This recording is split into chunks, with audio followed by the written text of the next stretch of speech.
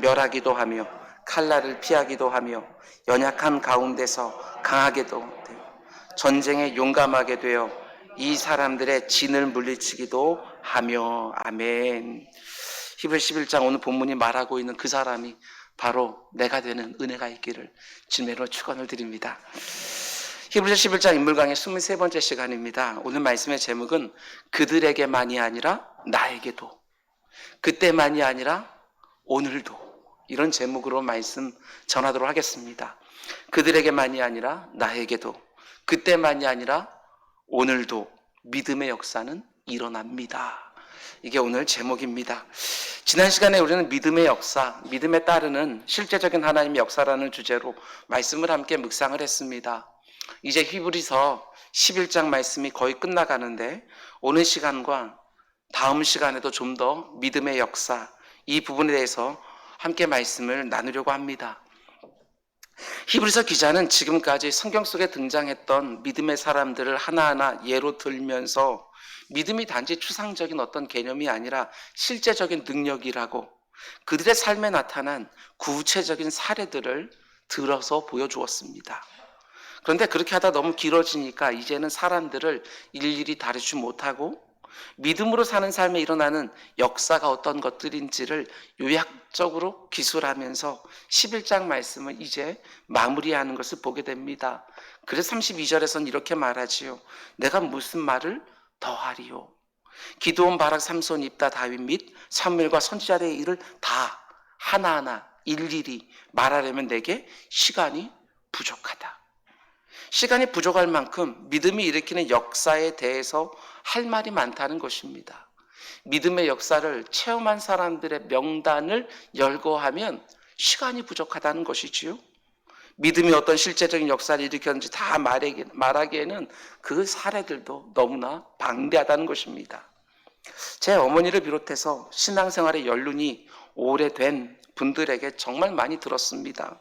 지금까지 살아오는 동안에 하나님이 내게 해주신 일들이 너무너무 많아서 책으로 쓰면 수십 권은 될 거라고. 지금 히브리서 기자가 똑같은 말을 합니다. 내가 믿음이 어떤 실제적인 역사를 일으키는지 하나하나 다 말하려면 시간이 부족하다고, 지면이 부족하다고. 그렇습니다. 믿음을 가진 사람들에게는 하나님의 실제하는 능력이 나타납니다. 그러나 오해하면 안 됩니다. 그들의 믿음이 완전하기 때문에, 혹은 그들의 삶이 완전하기 때문에 그들에게 하나님의 큰 역사가 일어났느냐? 그건 아니라는 것입니다. 우리가 지금까지 묵상했던 믿음의 사람들은 결코 완전한 사람들은 아니지요. 우리가 잘 아는 것처럼 그들의 허물들이 참 많습니다. 아무리 훌륭해 보이는 아브라함이나 요셉이나 모세나 다윗도 결코 완전하지는 않습니다. 사람입니다. 인생에 불과하지요. 의인은 하나도 없다라고 말한 것처럼 이들도 모태에 나올 때부터 죄인이지요. 여러분이나 저처럼 똑같은 사람, 똑같은 인생, 똑같은 죄인들입니다. 그런데 우리와 똑같은 인생에 불과한 그들에게 믿음으로 말미암는 역사들이 일어났습니다. 단지 그들이 특별한 사람들이었기 때문에 이런 믿음의 역사가 일어나지 않았는가, 이렇게 생각하고 그냥 지나치면 안 됩니다. 그들에게 일어났던 믿음의 역사들을 보면서 하나님 우리들에게 사모하라고 말씀하십니다. 실제적인 역사를 일으키는 믿음을 너도 사모하라고 우리들에게 말씀하시는 것이지요. 그러면 나 역시도 그런 믿음의 큰 역사를 경험하게 될 거라고 오늘 이 히브리서 11장 믿음장을 통해서 우리들에게 말씀해 주시는 것입니다. 사람들을 쭉 열거하다가 아니 다 열거하기에는 시간도 부족하고 지면도 부족하고, 그러나 분명히 알아야 될 것이 있다. 이들이 특별해서 그런 역사를 맛본 것이 아니라 너도 그 역사 맛볼 수 있다. 믿음이 역사하는 것이지 그들이 어떤 된데미가 역사하는 것이 절대로 아니다. 이렇게 말씀해 주는 것입니다. 성경의 강조점은 분명합니다. 그들이 특별한 사람이라서 그렇게 믿음으로 살 수 있었고 믿음의 역사를 본 것이 아니라 그들 안에 있는 믿음이 그들로 하여금 역사를 보게 했고 그들의 인생이 특별한 인생이 되게 했다. 이게 성경의 강조점이지요. 그들에게만이 아니라 나에게도, 그때만이 아니라 오늘도 그들이 나와 전혀 다른 사람인 것처럼 생각하고 히브리서 11장 이 믿음장을 그냥 넘어가면 하나님의 말씀하시는 것을 듣지 못한 것입니다. 우리 역시도 이런 믿음을 사모하라는 것입니다. 그 믿음이 일으키는 역사를 좀 경험하면서 이 땅 살아야 되지 않겠냐고 하나님께서 말씀하시는 것이지요. 그래서 히브리서 11장 말씀은 그냥 단지 믿음장이 아니라 믿음으로의 초대장입니다. 믿음으로의 초대장. 하나님 우리에게 요구하시는 믿음은 이 세상 사람들이 말하는 것처럼 퍽퍽하고 힘겨운 인생에 힘을 주고 소망을 주고 위로를 주고 평안을 주고 삶을 긍정하게 하는 고작 그 정도가 아니지요. 성경이 말하는 믿음이라는 것은 단지 종교적인 영역에서만 효력이 있는 것이 아니고 우리가 세상에서 직장 생활을 하고 사업을 하고 시집가고 장가하고 자녀들을 양육하고 이런 실제적인 삶의 영역에서는 단지 간접적인 도움만 주는 것이 아니고 믿음은 실제적인 능력이라고 말하는 것입니다.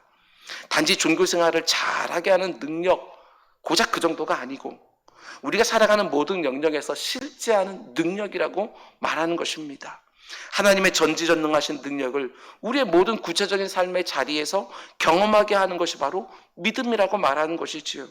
하나님과 그분의 말씀에 대한 믿음을 통해서 연약하고 한계도 많고 수많은 제약 가운데 있는 성도들의 삶에 하나님의 무한하신 권능과 능력이 실제로 임하게 되는 것이지요. 단지 내 마음 위로해주고 평안 주고 힘주고 삶을 긍정하게 하는 고작 그 정도가 아니라 단지 종교적인 영역에서만 효력이 있는 것이 아니라 내 삶의 구체적인 자리에서 지금 내가 직면하고 있는 구체적인 문제들 가운데서 내 능력이 아니라 하나님의 능력, 내 지혜가 아니라 하나님의 지혜, 내 초라한 의지로 버틴다는 게 뭔가 이게 아니고 하나님이 그 강력한 손으로 붙들어 준다는 게 뭔가 이것을 알 수 있는 실제적인 역사, 그게 바로 믿음을 통해서 온다는 것입니다.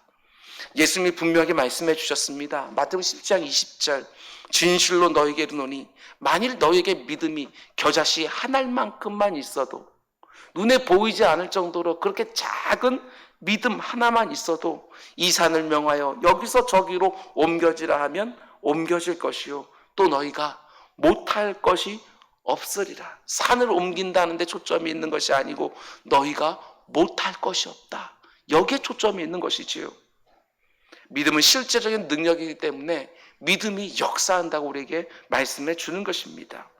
뿐만 아니라 요한일서 5장 4절은 또 이렇게 말합니다. 무릇 하나님께로부터 난 자마다 세상을 이기느니라. 세상을 이기는 승리는 이것이니 우리의 믿음이니라. 믿음은 실질적으로 역사하는 능력을 가지고 내 삶 속에 찾아와서 연약하고 한계 많고 수많은 제약들을 가진 나로 하여금 이 세상을 살아가며 경험하는 수많은 문제들과 어려움을 능히 이겨내게 한다는 것입니다. 그러나 오해하면 안 됩니다. 나의 능력이나 나의 지혜가 아닙니다. 내가 강해져서 내가 똑똑해져서 모든 문제들과 어려움을 이겨내는 것이 절대로 아닙니다. 하나님의 능력과 지혜를 믿는 믿음이 역사하는 것입니다. 나를 향한 그분의 사랑과 도우심과 인도하심, 강하게 하심 믿는 그 믿음이 내가 지금 직면한 모든 문제들과 어려움을 이겨내고 버텨내고 넘어가게 하는 것이지요. 그래서 나의 역사라고 말하는 것이 아니라 믿음의 역사라고 말하는 것입니다. 여러분 또 오해하면 안 됩니다. 이렇게 믿음이 실제적인 능력이라고 해서 하나님 제가 믿습니다. 세 번 크게 외친다고 해서 내가 믿음의 역사를 보는 게 아닙니다. 믿음은 철저하게 하나님의 선물이라고 성경은 말을 합니다. 하나님의 선물이기에 하나님의 주권적인 섭리에 달려있는 것이지만 그러나 우리는 사모하며 구하는 것이지요. 내게 믿음 없음을 불쌍히 여기소서. 내게 믿음을 더하소서. 요즘 정말 이렇게 기도해야 될 때입니다. 눈에 보이는 이 세상도 요동치고 눈에 보이지 않는 내 마음도 요동치는 시대입니다. 구해야지요. 무엇으로 버티고 이겨내고 넘어가겠습니까? 주여 나의 믿음 없음을 불쌍히 여기소서. 나에게 믿음을 더하소서. 오늘 본문을 보면 믿음에 따라오는 역사가 얼마나 놀라운지, 믿음이 얼마나 특별한 능력인지 성경 역사에 일어났던 수많은 사례들을 몇 개의 카테고리로 묶어서 8개, 9개 카테고리에 묶어서 요약적으로 설명해 줍니다. 왜 이렇게 묶어서 설명해 줍니까? 그 믿음을 너도 구하라고, 너도 믿음의 역사가 뭔지 경험하며 살라고 우리들에게 말씀해 주는 것이지요. 오늘 말씀을 하나하나 따라갈 때 내 마음에 하나님을 향한 더욱 견고한 믿음이 생기기를 주님의 이름으로 축원을 드립니다. 오늘 보면 32절 말씀을 다시 보시기 바랍니다. 내가 무슨 말을 더하리요? 기드온, 바락, 삼손, 입다, 다윗 및 사무엘과 선지자들의 일을 말하려면 내게 시간이 부족하리로다. 그런데 이런 믿음의 사람들에게 어떤 하나님의 역사가 일어났느냐? 33절, 그들은 믿음으로 나라들을 이기기도 하며 의를 행하기도 하며 약속을 받기도 하며 사자들의 입을 막기도 하며 하나하나마다 그 앞에 믿음으로 다 붙어 있는 것입니다. 33절 말씀을 보면 믿음이 일으키는 역사를 4가지로 말해주는데, 첫 번째로 그들은 믿음으로 나라들을 이기기도 하며, 그들은 다른 나라들과 전쟁을 벌여서 이겼는데 무엇으로? 믿음으로. 전투 능력이 출중해서 이겼다, 무기가 탁월해서 그들이 이겼다, 사람들이 많아서 이겼다, 그렇게 말하지 않고 성경은 오직 믿음으로 이겼다 이렇게 말합니다. 그 대표적인 사람이 32절에 나오는 기드온이라는 사람 아니겠습니까? 기드온이 300명의 군사들을 데리고 13만 5천 명의 미디안 군대를 격파합니다. 원래 이스라엘 군대의 숫자가 3만 2천 명이었는데 하나님이 계속해서 숫자를 줄이시더니 300명만 남기셨습니다. 왜 숫자를 이렇게 줄이셨겠습니까? 13만 5천 명 앞에서 3만 2천 명도 결코 많은 숫자가 아니고 너무나 턱없이 부족한 숫자인데 하나님은 이미 정해 놓으셨거든요. 그들에게 승리를 주리라고 미리 정해 놓으셨습니다. 그러면 숫자는 상관이 없습니다. 하나님이 승리를 주시기에 숫자가 상관이 없습니다. 그런데 하나님이 염려하신 것은 그들이 혹여라도 3만 2천 명으로 전쟁을 벌여 싸우면 그래도 우리가 용맹스럽게 싸워서 이기지 않았나 이렇게 말할 것 같으니까 하나님이 그 입을 막아버리신 겁니다. 13만 5천 명 대 300명 이길 수 있느냐? 도저히 이기지 수 없는 상황들을 만들어서 하나님이 전쟁을 벌이게 하십니다. 기드온이 말씀하신 하나님을 믿음으로 300명을 데리고 전쟁터에 실제로 나갔습니다. 그리고 하나님은 그의 믿음을 보고 실제적인 역사를 보여주셨습니다. 믿음으로 나라들을 이기기도 하며. 성경 속에 이런 예는 수도 없이 많습니다. 다 말하려면 저 역시도 시간이 없습니다. 사무엘상 14장 6절 말씀 보면 요나단이 이렇게 소리를 지르며 적군의 진영 속으로 자기의 부관 하나 데리고 달려 들어갑니다. 요나단이 자신의 무기 든 소년에게 이르되 우리가 이 할례 받지 않은 자들에게로 건너가자. 여호와께서 우리를 위하여 일하실까 하노라. 여호와의 구원은 사람이 많고 적음에 달리지 아니하였느니라. 이게 요나단의 믿음이었습니다. 다윗 역시 이렇게 고백하지요. 사무엘상 17장 47절 여호와의 구원하심이 칼과 창에 있지 아니함을 이 무리에게 알게 하리라. 전쟁이 여호와께 속한 것인즉 그가 너희를 우리 손에 넘기시리라.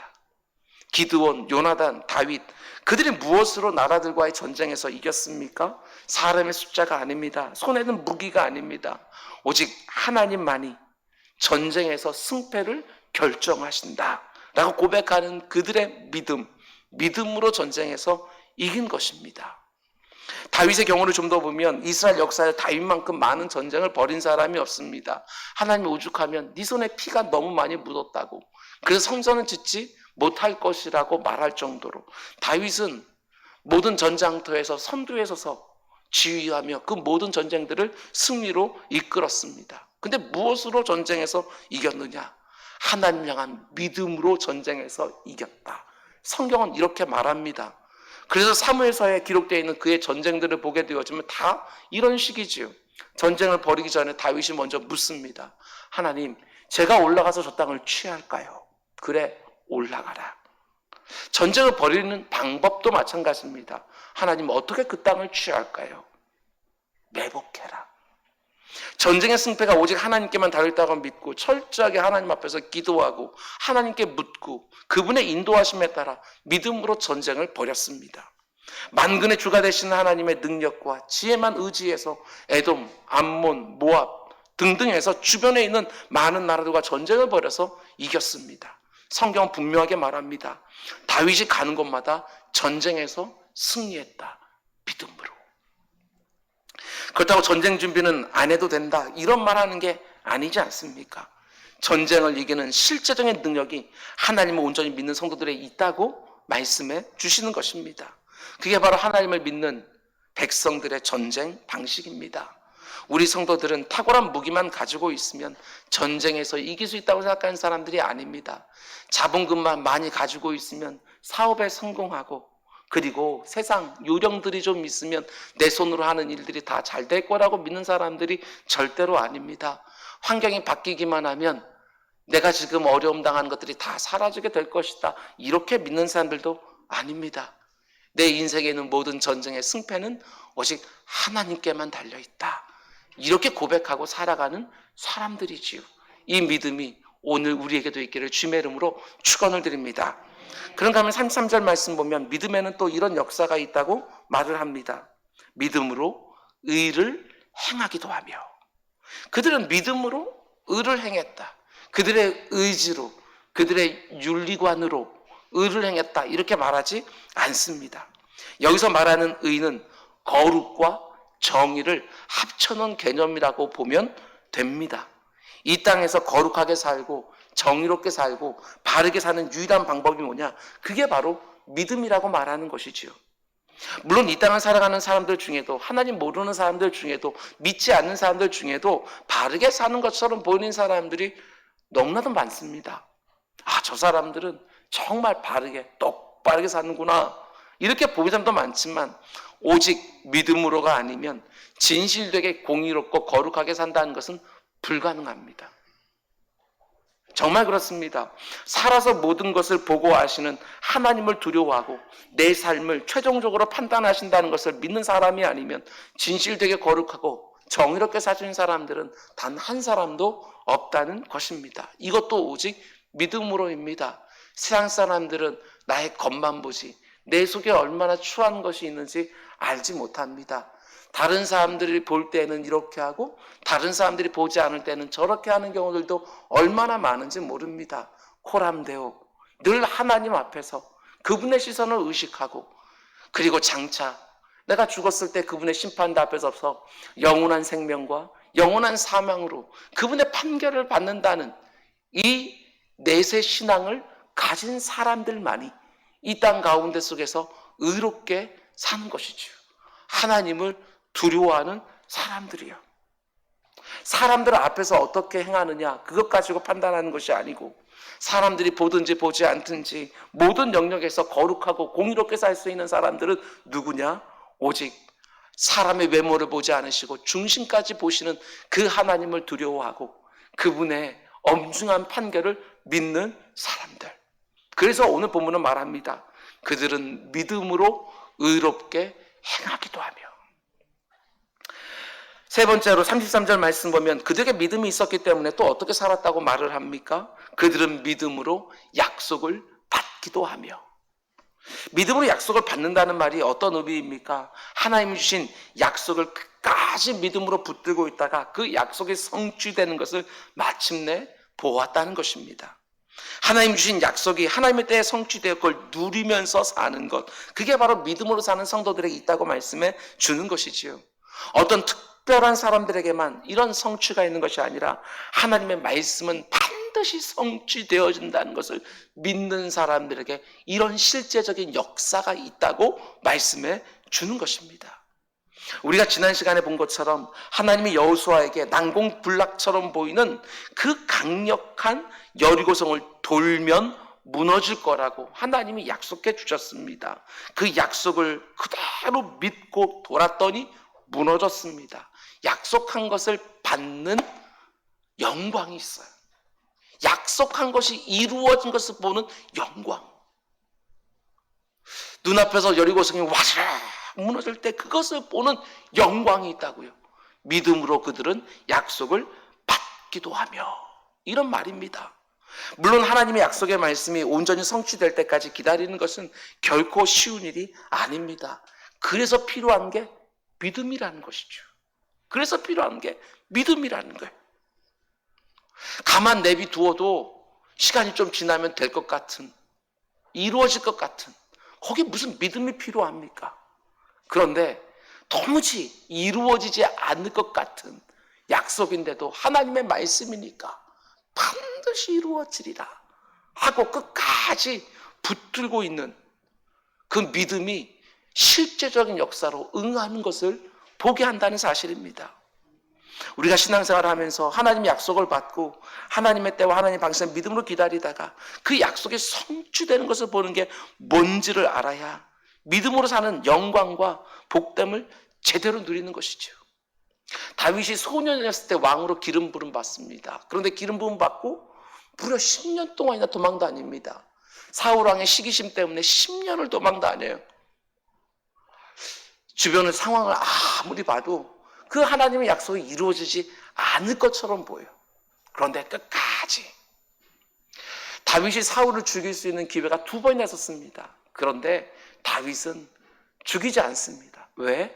하나님의 약속을 하나님께서 이루신다고 하는 분명한 믿음이 있었기에, 약속을 주신 이도 하나님이시고 약속을 성취하는 이도 하나님이라고 분명히 믿었기에, 기름 부은 자에게 칼 대는 건 아니라는 것을 하나님께서 말씀을 주셨고 그 말씀을 또한 믿고 붙들었기에, 제가 너무나 좋아하는 말씀입니다. 하나님이 분명히 약속으로 주셨는데 도대체 언제 이루어지나, 이게 안 이루어지는 게 아닌가, 이런 의심이 들 때마다 꽉꽉 붙드는 말씀, 갈라디아서 6장 9절 말씀이지요.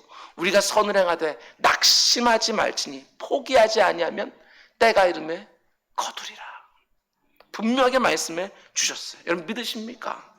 절대로 믿음 포기하지 마십시오. 하나님이 주신 약속의 말씀이 이루어진 때가 있다고 분명히 믿고 믿음으로 기다리라고 말씀해 주십니다. 하나님이 하박국 선지자에게 분명히 말씀해 주셨습니다. 하박국서 2장 3절, 이 묵시는, 이 계시는 정한 때가 있나니 그 종말이 속히 이르겠고 결코 거짓되지 아니하리라. 비록 더딜지라도, 네 눈에는 비록 더디게 보일지라도 기다리라. 믿음으로 기다리라. 지체되지 않고 반드시 응하리라.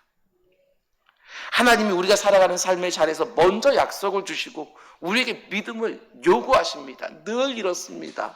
약속을 먼저 주시고 믿음을 요구하십니다. 구약과 신약, 구약에서 주신 말씀들이 신약에서 이루어지는 것이고 신약에서 이루어진 말씀들이 오늘날 이루어지고 있는 것이고, 하나님께서 먼저 약속을 주시고 우리에게 믿음을 요구하셔요.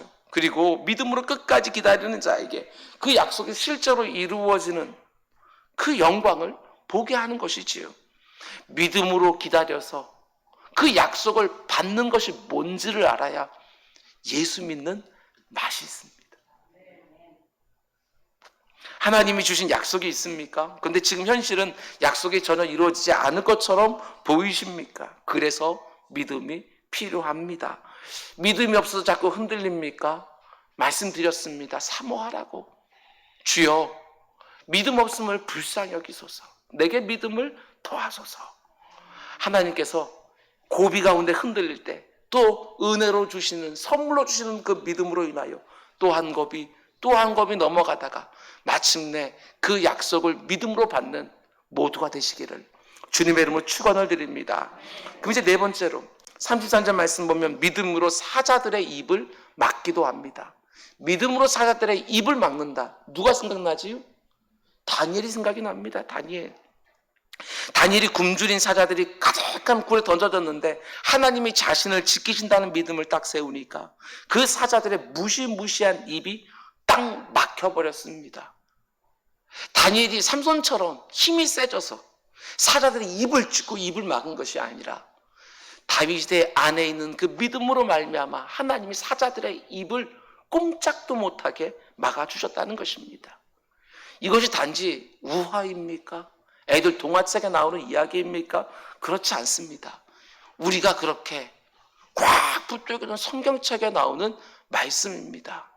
사자굴에 던져진다는 거, 이게 그냥 막연하게 생각하지 마시고 동물원 갔을 때 철장 안에 그들이 갇혀있기 때문에 우리가 웃으면서 애들하고 보는 것이지, 내가 그 안으로 던져진다고 생각해 보십시오. 이게 얼마나 끔찍한 일입니까? 그러나 그 상황 속에서도 하나님의 역사를 믿음으로 간구하는 다니엘에게 하나님이 보란듯이, 바벨론 왕이 보란듯이 사자의 입을 막아서 믿음으로 사는 사람들의 삶에 어떤 역사가 있는지를 보여주신 것입니다. 그렇습니다. 하나님이 사자의 입을 막으십니다. 하나님은 끝까지 신뢰하며 사자에게 던져지는 것을 두려워하지 않는 자들에게 하나님이 사자의 입을 막아주셔서 생명을 건지는 영광과 복됨을 실제로 경험하게 해주십니다. 믿음 버리지 마십시오. 믿음 더욱 붙드십시오. 여기서 말하는 사자는 우리가 이 땅을 살아가면서 만나는 모든 위험 천만한 일들을 총칭하는 것이지만 또 하나의 사자가 있습니다. 여러분과 저를 넘어뜨리려고 우는 사자처럼 돌아다니는 악한 사단 마귀가 실제로 있습니다. 영적 싸움은 실제로 있는 것입니다. 밀림에 있는 사자를 만나는 경험은 우리들에게 절대로 일어나지 않은 경험이겠지만, 우는 사자처럼 삼킬자를 찾고 있는 악한 사단을 만나는 위험은 매일매일 순간순간마다 직면합니다. 그리고 이것이 훨씬 더 치명적이지요. 그런데 나를 집어삼키려고 우는 사자처럼 돌아다니는 사단을 이기는 단 하나밖에 없는 유일한 길이 뭐냐? 베드로 사도는 이렇게 말합니다. 근신하라, 깨어라. 너희 대적 마귀가 우는 사자같이 두루다니며 삼킬 자를 찾나니. 그래서 어떻게 하라고요? 너희는 믿음을 굳건하게 하여 그를 대적하라. 이렇게 말합니다. 마귀를 이기는 방법 유일하게 믿음이라고 말합니다. 믿음을 굳게 하여 대적하라고. 너희는 믿음을 굳건하게 하여 그를 대적하라. 저 사람이 나를 자극해서 내가 시험에 빠지고, 저런 상황이 나를 자극해서 내가 유혹에 넘어가는 것이 아니라 믿음이 부족해서, 이렇게 말하는 것이지요.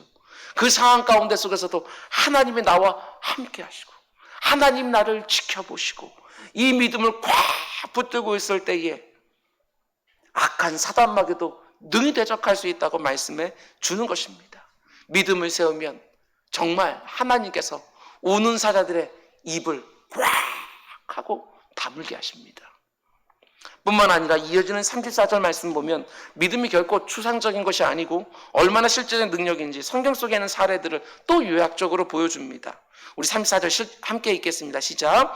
불의 세력을 멸하기도 하며 칼날을 피하기도 하며 연약한 가운데 강하게 되기도 하며 전쟁에 용감하게 되어 이방 사람들의 진을 물리치기도 하며, 여기 보면 믿음은 불의 세력을 멸하기도 하며 이렇게 말을 합니다. 바로 앞에서 사자들의 입을 막기도 하며, 이건 다니엘의 얘기라고 한다면 불의 세력을 멸하기도 하며, 이건 누가 생각나지요?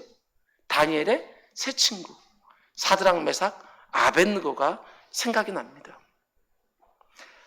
좀 추운 것 같습니다. 에어컨 좀 줄여주셔요. 네.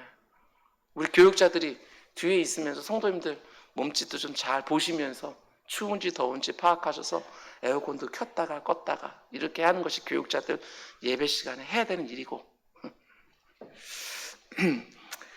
믿음으로 불의 세력을 멸하기도 합니다. 바벨론 왕이 어마어마한 신상을 딱 세워놓고 모든 신하들에게 절하라고 명령을 합니다. 그런데 이 세 친구만 절하지 않습니다. 왕이 거듭거듭 회유를 하면서 그들을 회유하니까 이렇게 말하기까지 하지요. 왕이시여, 우리는 하나님께서 우리를 지켜줄 거라고 믿습니다. 그러나 혹 지켜주지 않으실지라도 우리는 그 하나님을 끝까지 믿다가 그냥 죽겠습니다. 그러면서 평소에 7배나 더 뜨거운 풀무불에 던져지기를 선택한 것이죠. 하나님이 어떻게 해주십니까? 그들의 믿음을 보시고 눈앞에 있는 불의 세력을 다 막아주셨습니다. 우리가 기대하는 것, 우리가 하나님께 원하는 것은 다 이런 식이지요. 내 앞에 불의 세력이 있는데 내가 막 열심히 기도하니까 장대비가 막 내려서 불이 쫙 꺼지고 우리는 꺼진 재만 있는 곳을 쫙 밟고 지나가는 거. 하나님께서요 그렇게 해주실 때도 있습니다. 그러나 때로는 우리가 불의 세력 한복판에 던져지는 것 같은 경우도 허락하십니다. 사드락 메삭 아벳느고처럼 불의 세력 가운데로 던져질 때가 실제로 있어요. 왜 이렇게 하십니까? 우리의 믿음을 더 견고하게 해주시기 위하여, 우리의 믿음을 더 순전하게 해주시기 위하여, 하나님께서 하시는 단 하나밖에 없는 방법이기 때문에 그렇습니다. 기적을 체험한다고 해서 우리의 믿음이 더 견고해지는 게 아닙니다. 또 다른 문제가 나오면 그 믿음은 금방 사라집니다. 우리가 놀라운 일을 체험했다고 해서 우리들 믿음이 더 순전해지는 것이 아니라 오히려 오염되기도 쉽습니다. 그래서 하나님께서는 때때로 풍루불에 집어 던져주셔서 우리를 연단해 주시죠. 베드로 사도는 불의 세력 앞에 서 있는 초대교회 성도들이 이렇게 권면합니다. 사랑하는 자들아, 너희를 연단하려고 오는 불시험을 이상한 일 당하는 것 같이 이상히 여기지 말라. 그냥 불시험이 아니고 너희를 연단하려고 오는 불시험입니다. 우리를 다 태우려고 오는 불시험이 아니라 우리를 연단해서 더 견고하고 더 순전하게 만들기 위해서 하나님이 허용해 주시는 불시험입니다. 불시험이 없는 것은 아니지만 믿음으로 그 불같은 시험을 통과해 보니까 어떻게 됐지요? 나를 태우려고 했던 불같은 시험이 오히려 나를 더 견고하게 만들고 더 순전하게 하는 것입니다. 불시험을 믿음으로 이기고 났더니 오히려 그 시험이 나를 해코지 하는 것이 아니라 나를 복되게 하죠. 이런 체험들 정말 많이 하지 않습니까? 목회하면서 이런 간증하는 분들 정말 많이 봤고 제 자신도요, 이런 경험들 정말 많이 했습니다. 문제가 생겼어요. 감당할 것 같지 못해요. 정말 다 죽을 것 같은 그런 문제가 다가왔어요. 그런데 그 가운데 속에 기도의 자리에서, 말씀의 자리에서 어떻게든지 이기려고, 어떻게든 버티려고 그 가운데 하나님 앞에서 씨름을 하게 되었으면 어느샌가 불의 세력이 멸해진 거예요. 그리고 나를 봤더니 내가 꺼멓게 다 수등해진 것이 아니라 더 견고해졌어요. 더 순전해졌어요. 분명히 나를 찾아온 불의 세력이었는데 불의 세력은 다 언데간데 없어지고 나는 더욱 견고해졌고 더 순전해지는 역사. 이것이 우리의 과거의 경험 아니겠습니까? 저는 지금 코로나19로 지나가고 온 지금 이 상황도 마찬가지라고 저는 분명히 믿고 있어요. 코로나19 정말 불의 세력처럼 보입니다. 온 세상을 이렇게 다 태우고 있는 이 상황이요. 개인 사업자들이 문을 닫기도 하고 실직하는 사람도 너무너무 많고 급여도 없이 쉬어야 되는, 무작정 쉬어야 되는 경우도 너무너무 많고 예배 하나 제대로 드릴 수도 못하고 구역 예배도 모이지 못하고 찬송 부르지도 못하고 함께 찬송 부르면서 통성기도도 하지 못하고. 그러나 저는 분명히 믿습니다. 코로나19라고 하는 이 불의 세력이 지금까지 우리가 그냥 지나쳤던 문제들, 그것들을 들추어내서 이런 문제가 우리 사회에 있었구나, 이런 것들을 새롭게 보게끔 지금도 하고 있습니다. 전에는 저는 생각하지 못했는데 전혀 생각하지 못했던 사각지대들이 보이기 시작을 하고 오히려 사람들이 더 이기적으로 변할 것 같았는데 아니요.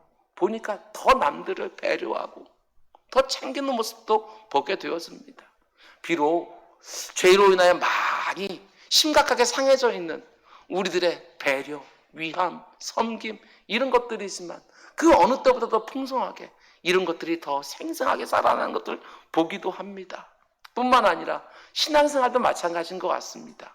내가 내 스스로를 보면서 그래, 이 정도면 괜찮은 믿음 아닌가라고 생각을 했는데 코로나19로 와서 보게 되어지니까 내 믿음의 헛된 부분들이 계속해서 하나씩 툭 튀어나옵니다. 견고해 보이는 부분들도 막 흔들리면서 아직 멀었구나 하면서 겸손해지기도 합니다.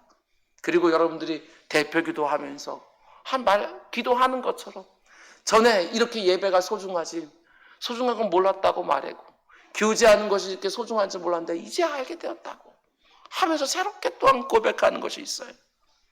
하나님을 끝까지 신뢰하면서 하나님이 내게 지금 이 상황 가운데 원하시는 것이 무엇인지 기도의 자리에서 분별하고 삶의 자리에서 순종하고 또 순종하면 하나님이 지금 이 상황 가운데 속에서도 우리의 믿음을 더 견고하게, 더 순전하게 하실 것입니다. 내 삶에 불필요하던 것들, 없어도 되는 것들인데 그게 그렇게 중요한 것처럼 아둥바둥하던 것들, 하나님께서 그런 것들이 가치 없다는 것을 다 태워버릴 것입니다. 그리고 진짜 중요한 것, 진짜 가치 있는 것들, 이런 것들을 더욱더 우리들에게 분명하게 우선순위도 허락해 주실 것입니다. 그러면서 우리들을 정금으로 또 빚어 가시는 것이지요. 뿐만 아니라 34절 말씀 보면 믿음으로 칼날을 피하기도 합니다. 다윗이 사울왕의 서슬프런 칼날을 피해서 여기저기 도망 다닙니다. 그런데 생각해 보셔요. 이스라엘이라고 한 나라 큰 나라입니까? 그렇지 않습니다. 우리나라는 강원도쯤 될까? 큰 나라 아닙니다. 그럼에도 불구하고요, 10년을 도망 다닙니다. 다윗이 은폐엄폐하면서 잘 도망 다녀서 그랬겠어요? 아니지요. 그는 하나님이 내 생명을 보존하실 것이다 라고 믿음을 가지고 있었고, 하나님이 이리 옮기시고 저리 옮기시고, 이 산으로 피하면 저 산에 나타나고 저 산으로 피하면 이 산에 사울이 나타나고 하면서 10년을 도망 다니는 거예요. 엘리야가 오직 나만 남았습니다 이렇게 말할 정도로 척박한 시절이었지만 하나님께서 엘리야의 생명을 지켜주셔서 그에게 맡긴 사명들을 다 감당하게 하시죠. 그렇습니다. 하나님을 온전히 믿는 성도들에게는 이렇게 하나님께서 칼날을 피하게 하는 역사도 보여주십니다. 34절, 믿음으로 연약한 가운데 강하게도 됩니다. 저는 이 부분이 참 신비합니다. 우리 성도들은요, 내가 얼마나 약한지를 아는 사람들입니다. 그렇죠? 성도들은 자기가 약하다는 걸 알아요. 우리 주님께서도 심령이 가난한 자는 이렇게 되었고요, 우리는 하나님을 나올 때마다 내가 얼마나 초라하고 얼마나 무기력하고 얼마나 수동적이고 내 힘으로 할 수 없는 것이 아무것도 없다고 고백하는 사람들 우리 아닙니까? 그런데도 불구하고 하나님이 강하게 하십니다. 약하다고 고백을 하면 강하게 해주셔요. 내 힘으로 할 수 없다고 말하면 하나님이 하게끔 해주셔요. 이게 신비하다고요. 너무너무. 그 사도 바울이 뭐라고 고백합니까? 내가 부득불 자랑할 것이 있다고 한다면 나는 약한 거 자랑하겠다. 왜냐? 내가 약할 때 곧 강함이니라. 이렇게 말하거든요. 하나님을 믿는 믿음만 살기만 하면 연약한 가운데 강해진다는 게 뭔지를 알아요. 약하다고 하나님 앞에서 막 우는데, 울면서 나 큰일 났다고 막 우는데, 힘 달라고 믿음 달라고 지달라고 막 우는데, 기도 자리에 이런 삶의 자리에 가면 마치 몸을 다 하신 사람은 강하게 이것도 막 감당해내고 저것도 막 감당해내고 다른 사람들 막 푹 쓰러진데도 혼자서 할 수 있다고. 이게 바로 믿음의 사람들이에요. 성도의 강함은 세상이 말하는 강함과는 달라요. 다르기 때문에 내 삶이 강해지게 되어지면 세상 사람들은요, 그 가운데 교만해지지만 성도들은 더욱 겸손해집니다. 더 부드러워져요. 왜 그렇지요? 내가 강한 것이 아니라 나를 강하게 하시는 하나님을 온전히 의지하고 있기 때문에 우리는 강해지지만 부드러워요. 이게 성도예요. 다시 한번 말씀드립니다. 믿음은 절대로 추상적인 것이 아니라 능력입니다. 수많은 증인들이 있어요. 히브리서 11장에 몇몇 특별한 사람들만 뭐 나라를 이기기도 하고 약할 때 강하기도 하고 칼날에 비하기도 하고 사자에 맞기도 하고, 이게 아니라 그들 안에 있었던 하나님을 향한 그 믿음을 가진 사람이라면 누구든지, 하나님의 성품과 능력을 믿는 사람이라면 누구든지, 예수 그리스도의 십자가 공로로 거듭난 사람이라면 누구든지, 성령 하나님이 내 안에 내주하고 계신다는 사실을 믿는 사람이라면 누구든지, 이런 믿음의 역사들을 경험하며 살지요. 하나님은 그걸 수많은 사람들에게 보여주셔서 수많은 증인들, 성도 한 사람에게 몇 권의 책을 쓸 수 있는 수많은 간증들 중심에서 오늘까지 인도해 주시는. 그래서 히브리서 11장 믿음장이 끝나게 되어지면 12장 1절과 2절 말씀 보면, 제가 거기까지는 이번에 강해를 할 건데요, 거기 보면 이렇게 말합니다. 믿음으로 실제적인 역사를 경험한 사람들이 너무나 많다. 허다하게 많다. 구름같이 둘러싼 허다한 증인들이 있다. 믿음의 실제적인 역사를 경험한 사람들이. 다시 한번 말씀드립니다. 그들에게만 아니라 나에게도, 그때만이 아니라 지금 오늘 이 시간에도 믿음의 역사는 계속해서 일어나고 있는 것이지요. 믿음의 역사의 반열 가운데, 그 증인의 반열에 저도 여러분도 꼭 들어가게 되길 주님의 이름으로 축원을 드립니다. 그러면 이제 또 한 가지, 여기까지 보셔야 됩니다. 우리가 다음 시간에 본격적으로 보겠지만 이어지는 35절과 36절 말씀 보면 사뭇 분위기가 달라요. 우리 한번 함께 읽을까요? 35절 36절 시작. 여자들은 자기의 죽은 자들을, 또 어떤 이들은 더 좋은 부활을 얻고자 하여 심한 고문을 받되 구차히 풀려나기를 원하지 아니하였으며, 또 어떤 이들은 조롱과 채찍질뿐만 아니라 결박과 옥에 갇히는 시련도 받았으며. 분위기가 완전히 달라요. 우리가 오늘 묵상한 34절까지의 말씀과 35절 이하의 말씀들이요, 너무너무 달라요. 이제부터 나오는 모든 말씀들은 전부가 다 어떤 내용이냐? 믿음으로 고난당한 거, 믿음으로 실패와 죽음과 고통과 아픔 당한 거, 이런 내용들로 꽉 차 있어요. 우리가 오늘 본 34절 말씀까지만 딱 보고 35절 이하에 나오는 말씀들을 보지 않으면 성경이 말하는 믿음의 역사를요, 반쪽밖에 못 보는 거예요. 다음 시간 더 자세히 말씀드리겠지만 오늘 설교에 덧붙여야 되기 때문에 이것 하나만은 꼭 기억하시기 바랍니다. 믿음에는 분명히 실제적인 역사가 있습니다. 이런저런 싸움에서 이기게 하고 불의 세력을 막아내고 나를 헤아려는 칼날도 피해내고 연약한 중에도 강해지는 역사가 실제로 있어요. 그러나 믿음에 따라오는 실제적인 역사는 단지 그런 것만이 아니라 심각한 시련이 찾아왔어요. 근데 아무리 부르짖어도 그 시련이 사라지질 않아요. 그럼에도 불구하고 그 시련을 지나가요. 뭘로? 믿음으로. 도무지 감당하지 못할 이런저런 문제들이 생겼는데 하나님이 건져주지 않으시는 거예요. 그럼에도 불구하고 하나님의 선하심을 믿음으로 그 모든 걸 감당해내는 거예요. 칼날을 피하는 역사가 일어나지는 않았어요. 그 칼날이 죽게 되었는데도 끝까지 두려워하지 않고 그 길을 묵묵히 가요. 뭘로? 믿음으로. 그 어떤 고난도 없어야만 하나님을 믿을 수 있는 것처럼 말하지 않고, 하나님의 사랑과 하나님의 은혜는 그 어떤 불행도 없도록 만들어주는 것이라고 절대로 믿지 않고, 불행이 있음에도 불구하고 시련과 고통과 아픔이 있음에도 불구하고 하나님이 나를 사랑한다는 게 믿어지는 것이죠. 이게 믿음의 역사예요. 도무지 견디기 어려운 이런저런 문제들이 내 삶에 있지만 하나님이 주신 은혜로 여전히 감사를 말하고 여전히 찬송을 올려드리고, 도무지 이해할 수 없는 예기치 못한 고난을 당했지만 어떻게든 말씀으로 해석해내려고 씨름을 하고, 그 어떤 상황 속에서도 좌절하거나 낙심하거나 하나님을 원망하지 않고 다 감당해. 사도 바울이 고백한 것처럼 예수 그리스도의 남은 고난을 내 몸에 다 채워요. 이건 역시 믿음에 따라오는 실제적인 역사라는 것입니다. 하나님 향한 믿음이 없이 어떻게 이룰 수 있겠어요? 더 결정적인 것이 있습니다. 본문 38절 말씀 보면 우리에게 너무나 익숙한 표현이 나와서요, 설교를 수십 번씩은 들었을 거예요. 어떤 표현이 나옵니까? 세상이 감당하지 못하는 사람들. 가로를 쳐놓고 세상이 감당하지 못하니라. 근데 잘 보셔야 돼요, 여러분들.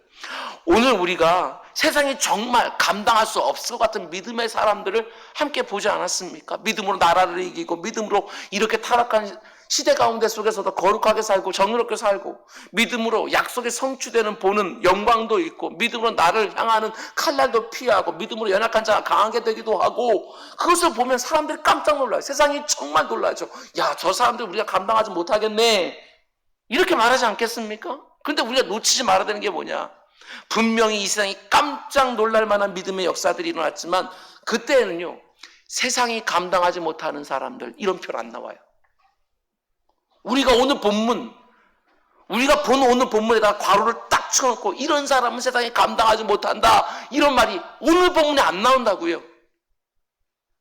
그 대신 35절부터 이어지는 또 다른 믿음의 역사, 고난과 어려움을 묵묵히 믿음으로 다 받아내고 다 감당하는 성도들을 향해서 이들은 이 세상에 절대로 감당하지 못하는 사람들이다. 이렇게 말하고 있다는 게 놀라운 거예요. 38절 이렇게 말합니다. 이런 사람은 세상이 감당하지 못하니라 괄호를 딱 쳐놓고 그들이 광야와 산과 동굴과 토굴에 유리방황했다고.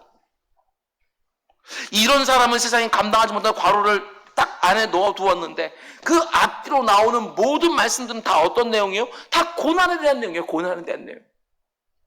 믿음으로 고난을 피한 사람들 이야기가 아니라 믿음으로 고난을 묵묵히 다 받아낸 사람들, 그럼에도 불구하고 그 믿음을 포기하지 않은 사람들, 그들의 이야기를 쫙 써놓으면 그 중간에다가 이런 사람들은 세상이 감당하지 못해. 하나님 이렇게 말씀해 놓은 거예요. 저는 이게 너무너무 은혜가 되는 거예요.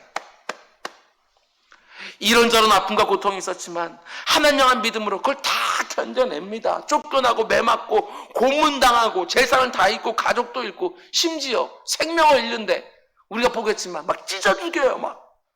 그런데도 끝까지 하나님 향한 믿음을 포기하지 않는 사람들, 이런 사람은 세상이 감당하지 못하느니라.